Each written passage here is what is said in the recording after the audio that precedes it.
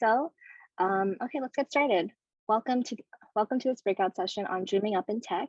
I have the pleasure of introducing you all to Tatiana Marshall, who is the admissions manager at the Marcy Lab School. Tatiana, I'll pass the mic to you. That should do it. Can everyone see the screen? Yes.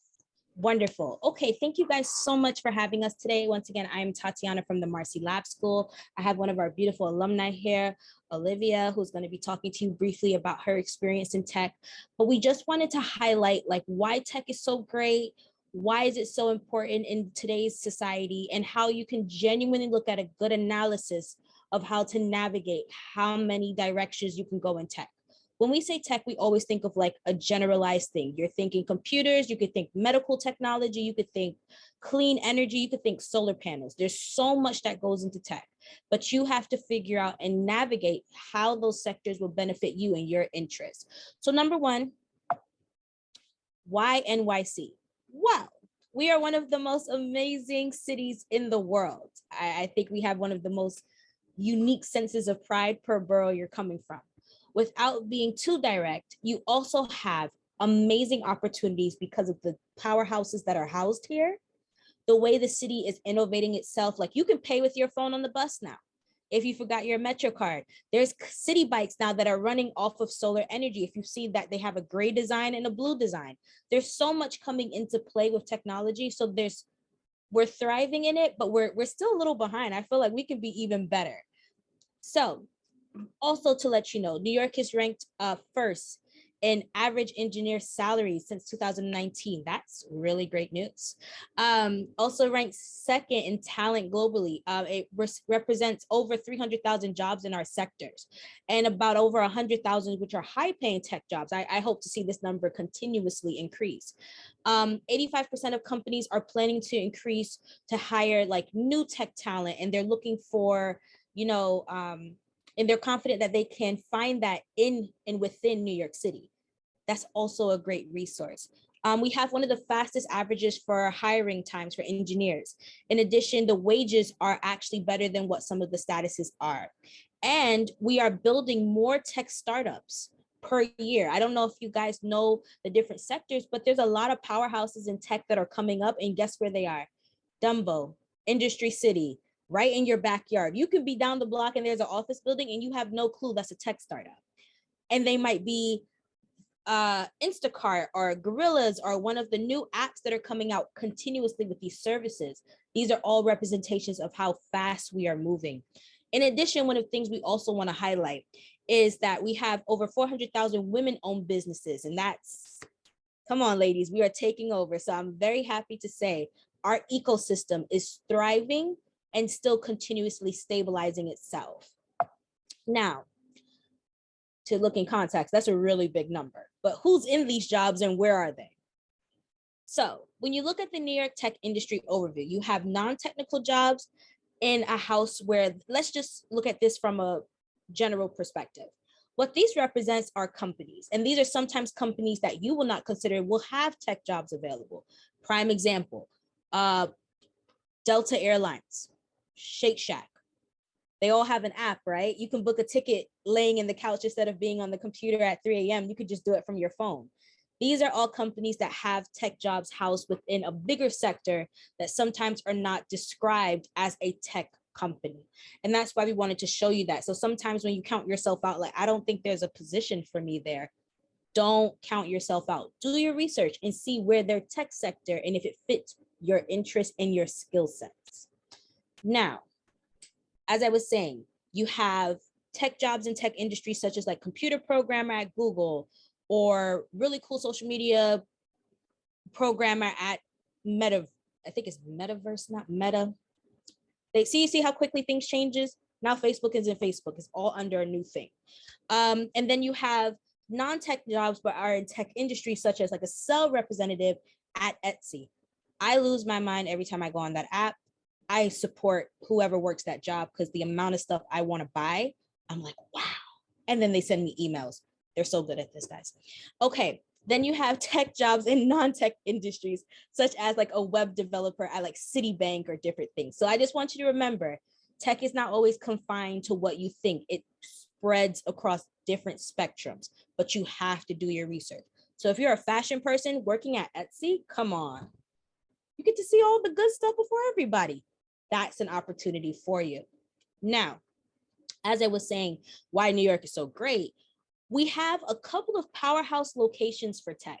And just to do a comparison and not to say anything in any way, you do have California where a lot of our tech houses, because of space, are built as well. But we wanted to just show you the map and the spectrum of like where some of these powerhouses are located. And if you can see, this reaches all of the train lines that are in New York City. So it means that they're accessible not only to you, but they're accessible for you to go check them out, see what's going on. Guys, SoundCloud is right near, like I need to tell them I love the fact that I can listen to DJ mixes and don't have to worry about going on YouTube or LimeWire. You guys wouldn't know about that. I'm not going to get into it. But either way, just to show you how vast like our powerhouses are being housed here, this is crazy good news because that means they're not out of reach or out of state. And a lot of these companies, depending on if you're not choosing to stay in New York City, have remote options that you can work in different states and also work for that company. Also, as you get older, another thing to consider if you want to stay in New York City, it is all optional. These are all big decisions that come at later times, okay? We're gonna keep moving because I wanna make sure we have time for Q&A and questions. So some of the things that I wanted to highlight is, while this is a little bit unique to say, we are still pushing to see more women in tech. We want to see us breaking down different gender roles and different gender barriers that were set many years ago. So as you can see, we have almost 50-50 within the New York City employment industry, but with jobs in tech, males are still dominating, which is kind of systematic in how gender and like, hey, more women went into healthcare, more men went into the harder jobs that were considered hard. But we have young ladies that are more interested in tech. We're exposing women to tech. So if you know someone who likes to fix phones, who likes to build their own website, who likes to design different things, who's trying to figure out what app would be best. If you know someone that can actually point out what happens when you get an iOS update and they say you have to download it, and I guarantee you everyone on this chat knows we have no idea what they're talking about, but we just download it anyway, you should look into tech. That might be a thing. So also the medium hourly wages. Tech jobs and industries have a little bit of a higher wage per hour salary combo. So what I will say is you actually will earn more money because not only of the work that you're doing, because the industry you're in. So the medium or the average,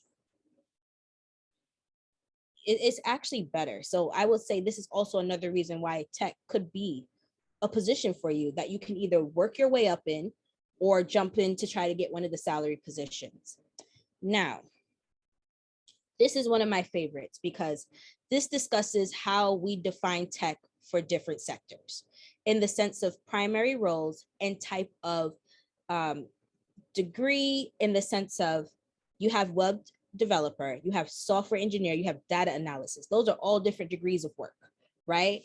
Then you have mobile, you have product management, you have digital marketing, cloud data engineer, cyber DevOps. These are all amazing things to research to see if it sparks your interest. In addition, sometimes when you say tech, everyone's like, oh, it's just, you helping people fix computers. Yes, there's IT specialists. Yes, there's internet specialists that come to your house and try to figure out where your signal is. There's so much to do. In addition to that, there are different languages that come with tech. And these are some things that you're going to need to know and learn and continue to learn. But these are just different areas of technical jobs I wanted to highlight so that you understand there's very, very different definitions of tech per sector. To move on with our presentation, we wanted to show you an example of an engineering career ladder. So some people will start off, and depending on how you enter this career, either coming out of college through alternative programs like Marcy, through self-learning and learning your code in Java and HTML and CSS and all the languages I'm saying, and then presenting yourself. There's amazing ways for you to grow in a tech company. You can start off as an engineer 1. By the time you get to an engineer 3, you have 2 different areas you can go into in some companies. You have a technical track, which is staff, or a managerial, which is engineering. And then from there, you can grow all the way up. In addition to this, you can also start your own company. Don't ever forget that entrepreneurship is something that is an amazing opportunity. But I would hope that everyone would aspire to be up here with a director of engineering, VP or CTO, or their own CEO of their own tech company. That's something I want to put in your minds now. Remember, you can work and work for people for years, but you could also build your own company. And that's an amazing opportunity. Now, we will talk about the differences with internships. Internships are very important in this industry to gain that on-hands experience.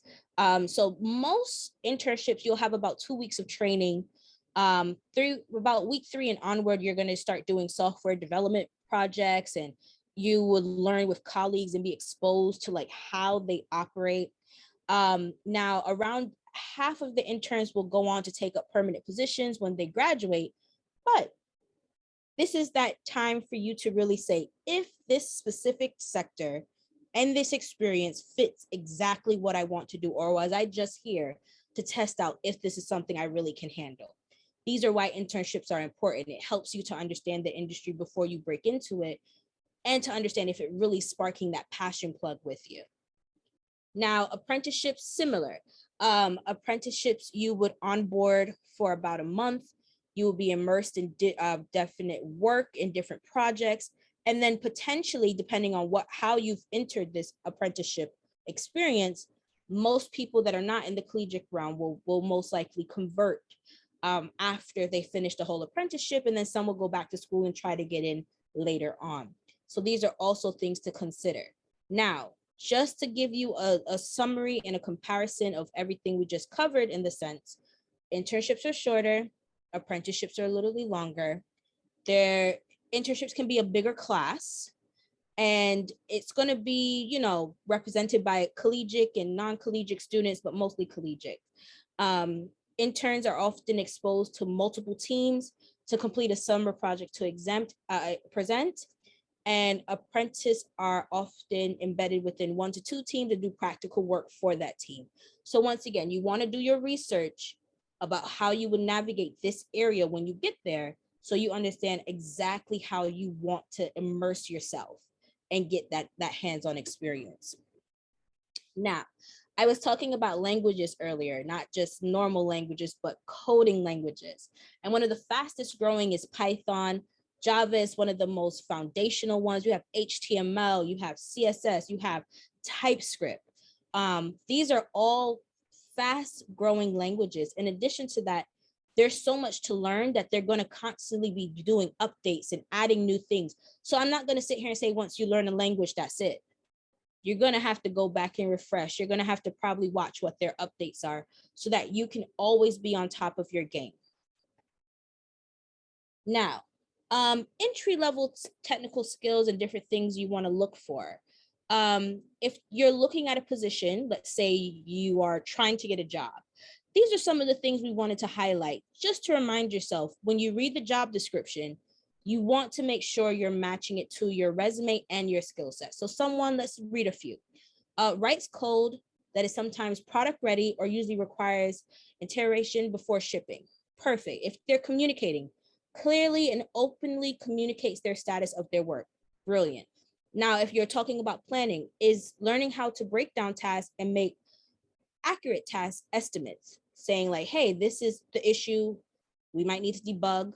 It might take us X amount of time, and we project will be done by specific date at specific time.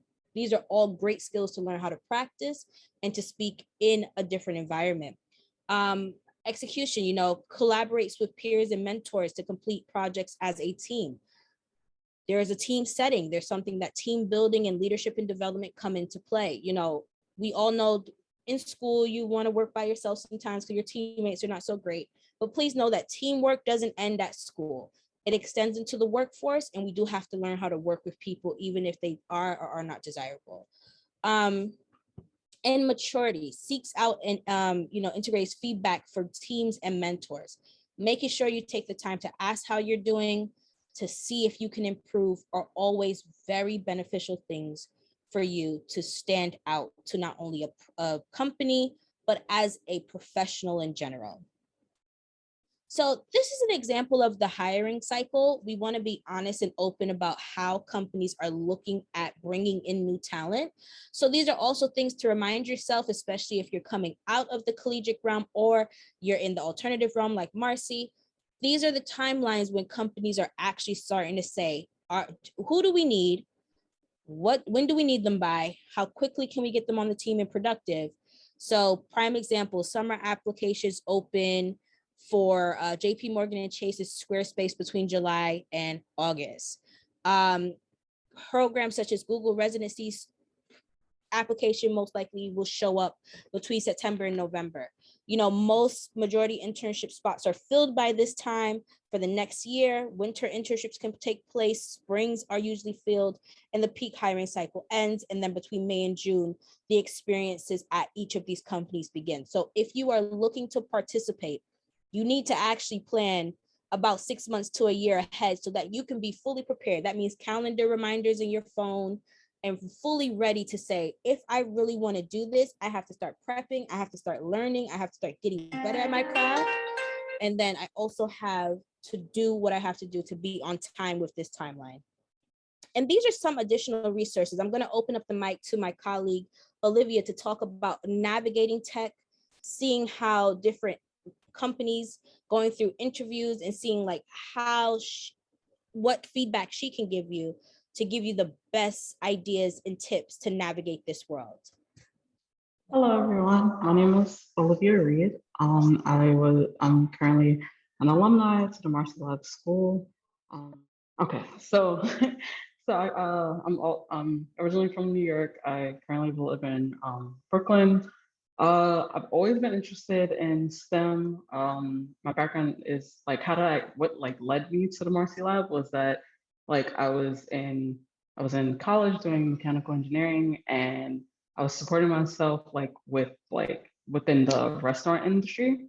And like towards my end of like junior year, I realized, I can't like fully support myself the way I need to. So I had to make a decision and I had to leave college at that time. So that was like hard, but it gave me the opportunity to really ask myself, what am I passionate about, and what do I want to specifically pursue in engineering?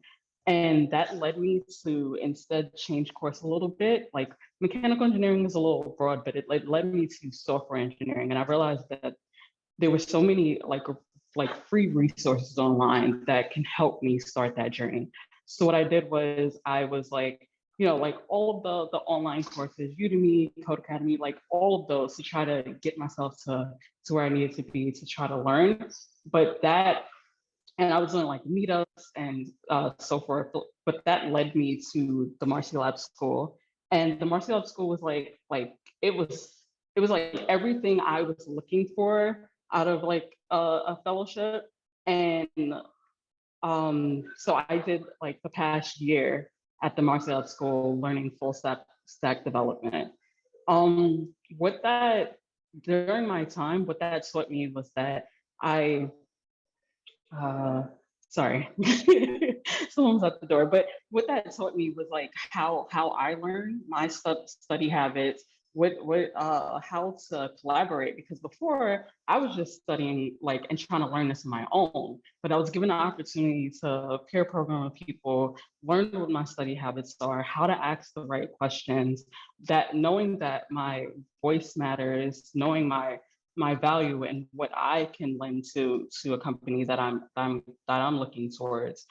Other than that, I've built like some amazing products with my projects with my peers, as well as I guess what do I say about like advice wise would be like one of the things that like I was like definitely scared of was like networking with people. And what I would say that is like to just like look at it as like something to you're building a relationship or a friendship, and not to like just like expect something out of it immediately.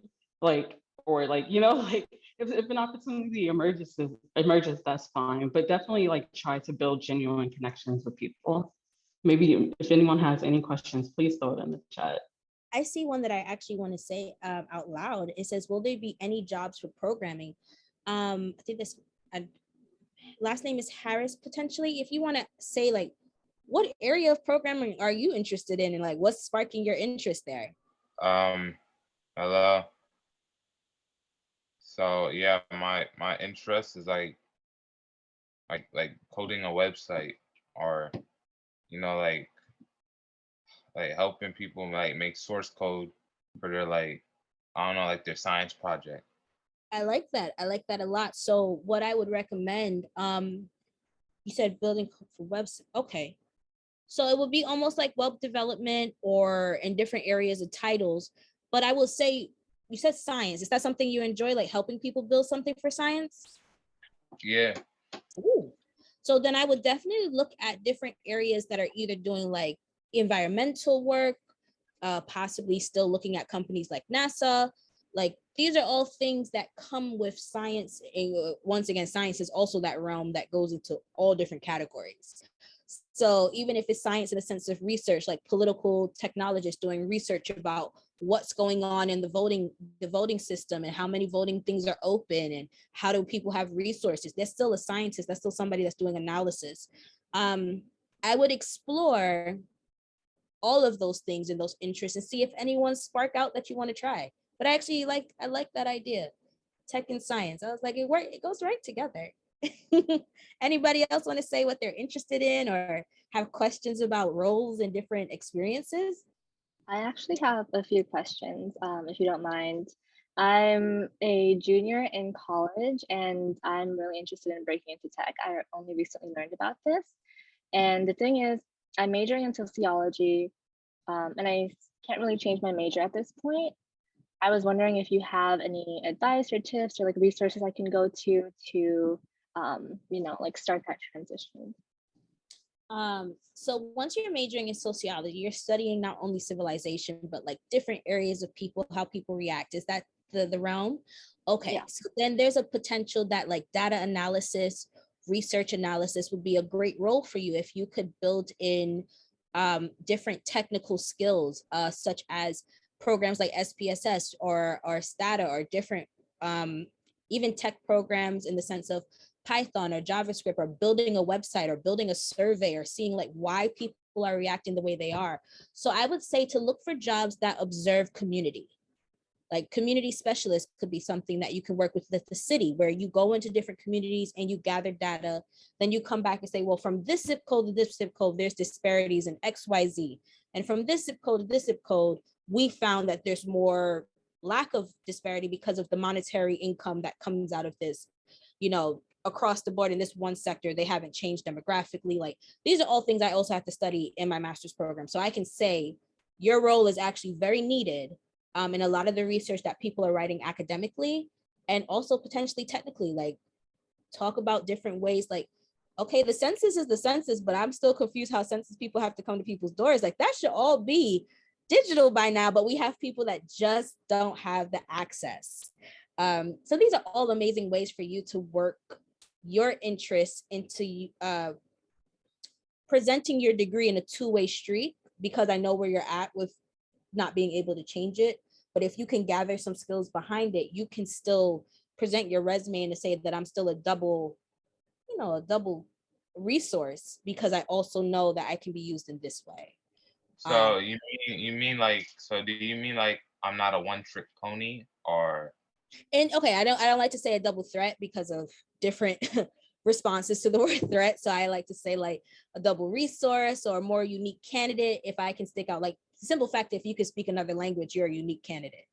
You get what I'm saying? So like you have to present yourself on your resume truthfully and in a way that says, wow, okay, I like this person. Let's bring them in for an interview. That's always going to be your main goal. So anything you can add that's going to make you stand out is what I'm trying to say. You still have to do the research and the skill set and the training for it, but you got to present yourself in a way that when you write your cover letter, you're saying why they should hire you. It's like, because I know I could help you, because I know this is what you probably want to look into. And these are the things that are happening in society. Have you guys even started researching how we're going to start addressing these issues? Like, these are those moments where you have to sell. And in tech, no matter how you look at it, when you're going through a behavior or a technical interview, I could, or Olivia, you could back me up on this. There's a different line of questions per interview, and you have to stand out and show confidence in your work at both times, and confidence in yourself and your behavioral. So no matter what, you guys are young, you're going to get into that constant realm of interviewing, and you're going to see everyone has a different style. Everybody has a different vibe, and you have to read the room and be able to perform and cross your fingers right after that you did all right. Yeah, I definitely met someone recently that she was transitioning into tech, and like how she like framed how like she was working on like she, I forget her specific position, but it dealt a lot with accessibility, and the way she was able to answer her behavioral questions, she was able to pull from her experience within accessibility and show how it relates to the company that she's looking to go into and what she can bring to that. So, Thank you. And one quick question, maybe some other people are interested in this, but like how would you suggest that we get started? Because I saw that, you mentioned, learning Python or Java, like, are there any resources that are available to us? You have resources like Code Academy. You have resources. Well, YouTube is a resource, but YouTube is also unique to how someone designs it. There are different nonprofits that also teach tech in many ways, and resources like alternative schools if you are not in college or have completed an associate's and are still looking for an opportunity. Doing your research about how to understand code. Each code language is unique to itself. As I was saying earlier, as an example for Apple, like they have their own language, they have their own iOS system. And as I was saying, like being a person in tech, you might actually be more interested in reading what they say they're fixing versus the average user like me that just knows if I download this, my phone's going to run better for a certain amount of time. You might actually be interested in like, what are the bugs they're fixing and what are they debugging, and what they say fixing bugs, and they never explain that that's called debugging. And this is what we are doing to cleanse the code in the software so that your phone runs more efficiently. If you're that type of person that like is like really interested, like, wait, what are they doing? Why am I downloading this? Then that means I would advise you go to Apple and ask them, and ask one of the Genius Bar techs and say, hey, what exactly did you guys update in the iOS? Can you tell me? Because I would like to know, like, how did you guys come to the conclusion to send out a software update? That potentially can be, hey, you're really good at this. You're really interested. We have a summer program. We have an internship program. You should apply. These are all ways that you could put yourself out there as a person of interest, and learn from different areas and different resources within the community. So I will say you have to do your research. I know there's going to be a resource list given out at the end of this, in the sense of all the things we're going to be promoting. Snoop through it. Take your time to really dig deep and say, like, how can I find a program and or a lesson or a teacher that can teach me, or a mentor, or can I reach out to someone in the software engineering field? Can I ask them to mentor me? These are all those risk takes that you're going to have to take, or those uncomfortable moments to get to where you want to get. This is that time to be your best self. Be your best self and go investigate. Yes. Thank you. No problem. and I could add on to that there are like so many free resources out there now to get you started. And I think the best thing about this journey is that once you start learning something, you realize what you're interested in, like within that, and you're able to like, oh, okay, well, I'm really interested. I'm learning this, but I'm really interested in this part of it. So now let me branch off a little bit into that. So like it's like as you continue to learn, you realize what your true interests are and what you're really passionate about. Let me also advocate, if there's anyone here in high school that is interested in coding, getting programs like Code Nation, or getting nonprofits to come into your school, Digital Girls Who Code, Black Girls Who Code, advocating for those programs to be a part of your school or be an opportunity to connect to your school. or build your own coding club with potential people who are alumni from your school that went into CS or that are recently in engineering, are amazing ways to start the talks and the opportunities for the next generation. While you might not benefit from it for 4 years, you can at least still benefit from it from 1 to 2 years and know that you have foundation experience to say, is this the right path for me? So I will also say you have to become an advocate at your school, especially if you're in high school, to talk about different opportunities. It shouldn't just be a sports club. It shouldn't just be a dance team. It shouldn't just be a chess club. Advocate for what you need. If they do not want to do it, which we understand completely with the way New York City is set up and budget, find resources that you can go after school, like Co-Nation in different places, that you can get that amazing experience and use that for your benefit. So I'm always going to say you have to advocate no matter where you are to get what you need for you to be successful. If it doesn't work, go outside your near nucleus. You know, if you want to take music lessons, I guarantee you're going to sign up for private lessons and you're going to pay, or you're going to find a nonprofit that offers it free to the community. Same energy goes for tech and coding. I think we have another question. Let me just check the chat. Okay, 1 second. Is there any engineering and automotive job? Absolutely. No one's getting rid of cars. Absolutely. And look at it this way. You have cars with more intricate tech systems in the car. Like, it's no longer just a radio and a CD-ROM. There's a GPS built into cars. There's different industries that are looking for technicians, looking for people that can build the software to run in a car. Wow, there's a lot behind the person who owns this company. Tesla is an amazing example of that. Look at the fact that your dashboard is a TV. Your kid can watch Netflix while you drive for 3 hours and you don't have to worry about handing them an iPad. Iconic. And I guarantee you there's a software engineer somewhere in there creating the updates, creating the systems, creating the software that it takes for that car and other cars across the board that are using more high tech to look great to a consumer. To say you need this car because not only is it great, you can charge it or it parks itself. There had to be some type of code in that system for a car to be able to park itself. I remember when that first came out, I was like, what do you mean the car can park itself? It can park itself, it can parallel? Somebody wrote some code and some software and installed it into the database of that car, into the system, and that car now can park itself. Yes, there are jobs. I will say that you have to strategically build up your resume and you have to strategically look for the type of automotive industry and or company that reflects your morals. Not only morals, benefits, everything you stand for. Is it American owned? Is it internationally owned? These are all questions to ask about the car industry. And then when you get there, break in. I know there's luxury cars that you don't even need a key. It responds to your voice. The doors open. Like, once again, that has to be a engineer behind the scenes and then an actual physical engineer that built that system. So depending on how you want to navigate engineering and automotive, I think that's a wonderful combo. It really just depends your value, your morals, once again, the company you're looking at, if they're internationally owned or American owned, and how far you might have to go to reach your dream. They offer you a job overseas and they're paying well, I'm going to always vote. Yes. That's also a realization of the car industry. While we wait for another question, if there is one, I just wanted to say that depending on which stage you are in right now, interviews will come up. And remember, interviews are a two-way street. Ask the questions that you want to ask the companies. Look at their values and what you're looking for out of the company to make sure it's the right fit for you. I'm actually going to piggyback on that and say that is extremely important.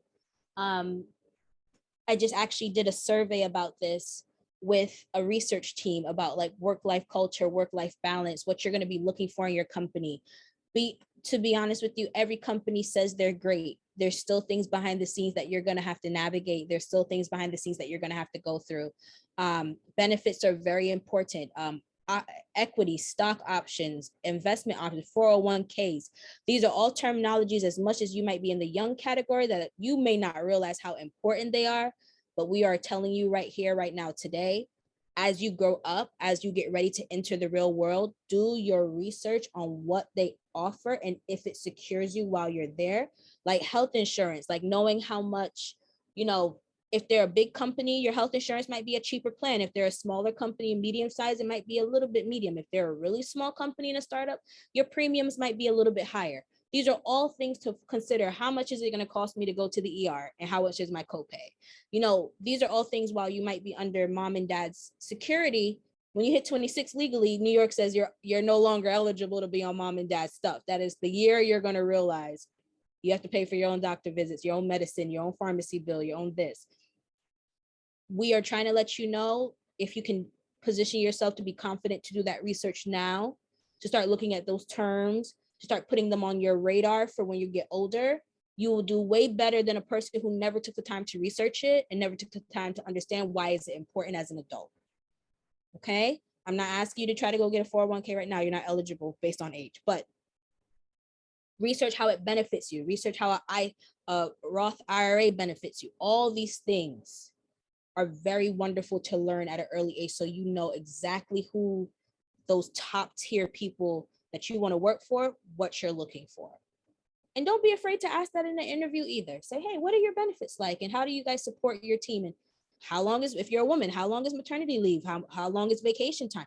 All these things come into play if you're choosing to stay at a company for a long time. So ask your questions and do your research so that you know, is this a 3-year stay? Is it a 2-year stay? Is it a 1-year and done stay? What is my trajectory of staying here? And work environment. Look at companies that are appreciating their employees. Look at companies that are raising the bar. Look at companies that are preparing to fight against if we're going into recession, making sure their employees are paid well, making sure their employees are covered. All these things come into play of how we're preparing to treat you as a part of our family, as a part of that staff. And LinkedIn, don't forget to snoop around on LinkedIn. Ask questions, DM people, say, hey, I just wanted to know, what's your basic day like? Are you open to talking to students? People, these are all great ways to say, I am a great candidate and I can't wait to reintroduce myself when I'm prepared. Yeah. All right, I think we're right. Are we right on time? Yes, we are. Thank you so much, Tatiana and Olivia. This was all really valuable information. I definitely got a lot out of this. For everyone else, I will drop the link to join the main room, but that's pretty much it for this session. Thank you again. Thank you guys. Have a great day and be safe, okay?